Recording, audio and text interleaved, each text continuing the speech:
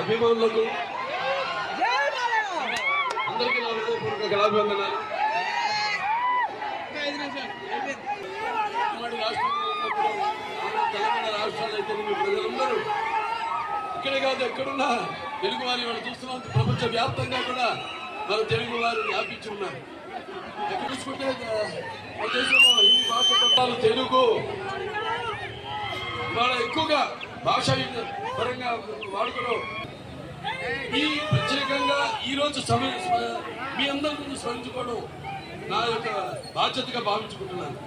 ఎందుకంటే తెలుగు చలనచిత్ర రంగంలోనే కాదు, భారతీయ చలనచిత్ర రంగంలోనే కాదు, ప్రపంచ చలనచిత్ర రంగంలో 50 ఏళ్ళు హీరోగా కొనసాగారంటే ఎవరు లేదు ఎక్కడ ప్రపంచంలో.